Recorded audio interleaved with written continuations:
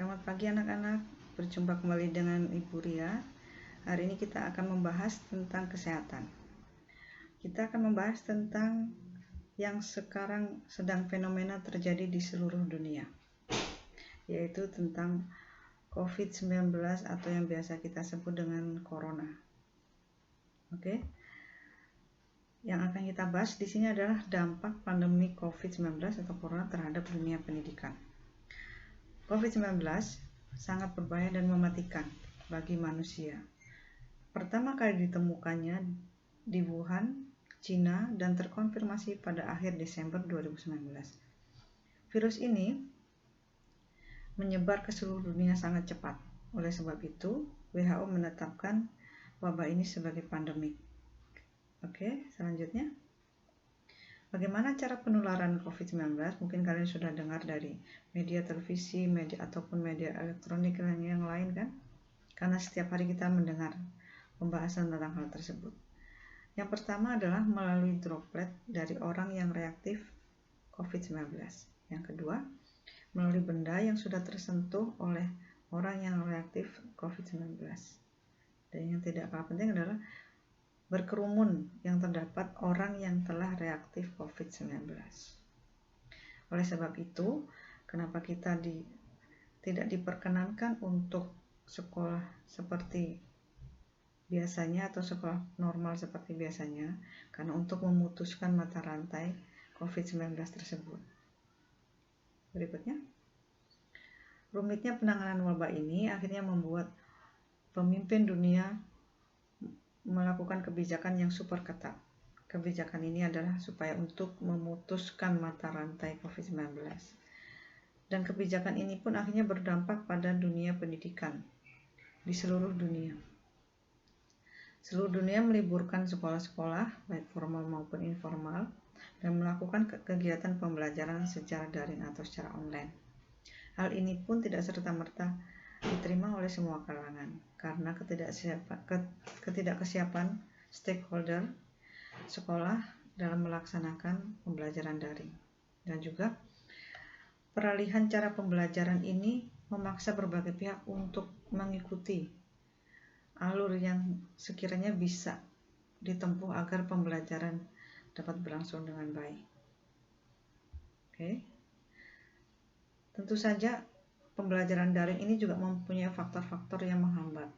Pertama, penguasaan teknologi yang masih rendah. Tidak dipungkiri bahwa tidak semua guru melek teknologi dan tidak semua siswa mempunyai smartphone. Kemudian adanya keterbatasan sarana dan prasarana yang dimiliki oleh sekolah. Kemudian yang ketiga adalah jaringan internet yang kadang tidak stabil. Kemudian yang keempat, biaya. Dan biaya ini tidak kalah penting karena dalam pembelajaran daring diperlukan kuota. Untuk itu orang tua ini melakukan pengeluaran lebih untuk membelikan kuota pada anaknya agar dapat melakukan pembelajaran daring. Dan itu pun juga dilakukan oleh guru. Pengeluaran yang memang seharusnya tidak dikeluarkan karena di luar rencana.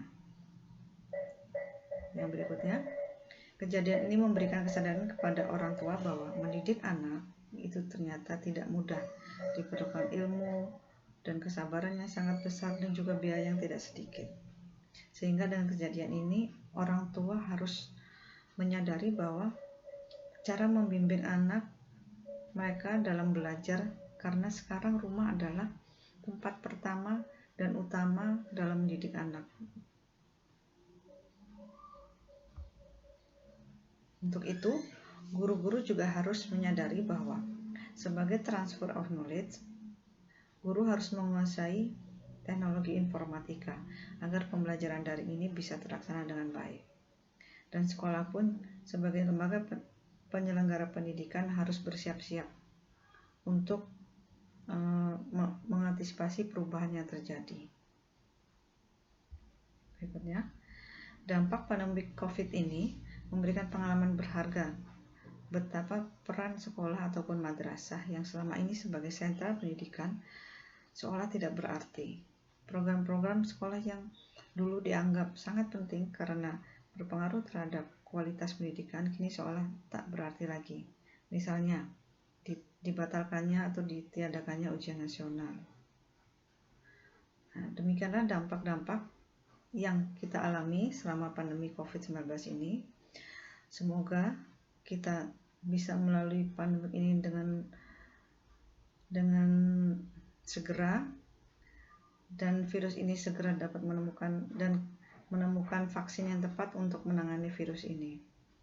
Tetap jaga kesehatan anak-anak, belajar di rumah, tetap semangat, ikuti petunjuk dari guru kalian masing-masing selama pembelajaran daring. Terima kasih, selamat pagi.